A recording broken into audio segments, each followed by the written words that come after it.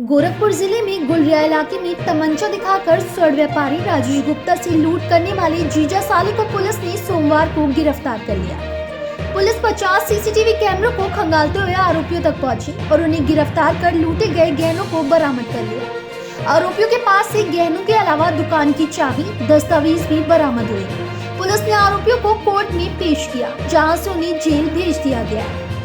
SSP ने गिरफ्तार करने वाली टीम को 25,000 रुपए का इनाम देने की घोषणा की।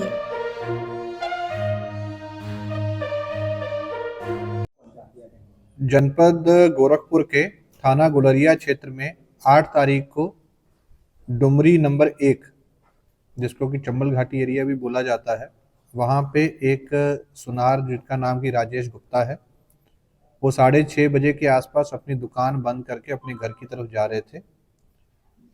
रास्ते में उनका पीछा करते हुए मोटरसाइकिल सवार 2 लोगों के द्वारा उनको रास्ते में रोका गया। उनको असला दिखाया गया, जिसको देखते ही वो अपना मोटरसाइकिल छोड़ के वहाँ से अपने बचाव के लिए भगे। ये लोग उनका मोटरसाइकिल और उसमें जो डिग्गी में सामान था उसको लूट कर ले गए। मोटरसाइकिल को आगे जा कर के उनके द्वारा छोड़ दिया गया और डिग्गी में जो सामान था उसको तोड़ के वो लोग ले गए। घटना की जानकारी होते ही तत्काल घटनास्थल का निरीक्षण मेरे द्वारा और बाकी अधिकारियों द्वारा किया गया था, क्योंकि घटना की शुरुआत जहां से हुई थी, जहां उनकी दुकान है, वहीं से ही सीसीटीवी कैमरा के माध्यम से वहां की फुटेजेस दिखी गई, back and and forward linkages देखे गए। इसमें जो पूर्व के अपराधी थे उनकी भी गतिविधियों के बारे में जानकारी की गई। इस घटना का आज सफल अनावरण हुआ है। इसमें घटना कारित करने वाले 2 अभियुक्त पवन साहनी और उसका जो साथी है लक्ष्मण, वो अरेस्ट हुए हैं। इनके द्वारा ये घटना की गई थी। घटना में लूटा हुआ 100% सामान, 100% जो सामान जो लूटा गया था, जिसमें कि आभूषण और कुछ अन्य सामान था, और जो उनका लॉकर है, जो सेफ है, उसकी चाबियां थी, वो सभी रिकवर हुई हैं। इसके साथ साथ जो असले का इस्तेमाल किया गया था वो रिकवर हुआ है। उस समय पर जो इनके द्वारा कपड़े पहने गए थे और अन्य चीज़ें जो इस घटना को इन अपराधियों के साथ कनेक्ट करती हैं, वो सारी चीज़ें बरामद हुई हैं। विगत वर्ष भी इनके द्वारा एक गैस एजेंसी में लूट की गई थी, जिसके बाद इनके ऊपर मुकदमा लेकर इनको अरेस्ट करके जेल भेजा गया था।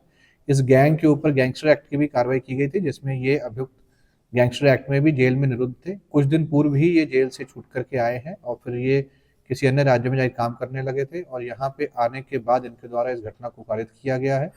इस घटना का सफल अनावरण करने के लिए और 100% रिकवरी करने के लिए इस पूरी टीम को 25,000 रुपए का नगद पुरस्कार घोषित किया जाता है। सर, बहुत कम समय में आप लोगों ने किया है, कैसे पुलिस पहुंच पाई अभी तक, किस तरह से पता? देखिए, इसमें पुलिस के द्वारा अपनाई जाने वाली सभी टेक्निक्स ने काम किया है, और ये हमारे सीसीटीवी कैमरास, सर्विलांस की मदद और जो मैनुअल इंटेलिजेंस होती है, जो कि हमेशा से पुलिस का सिद्धांत रहा है कि कौन से ऐसे अपराधी हैं और उनका हाव भाव और बॉडी लैंग्वेज किस तरह की है।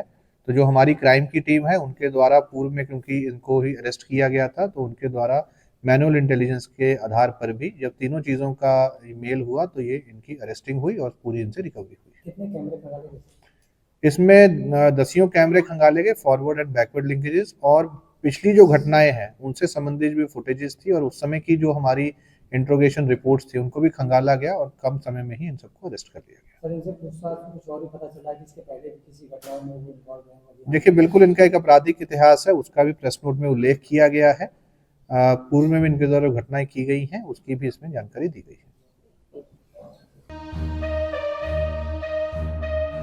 फिलहाल इस खबर में बस इतना ही।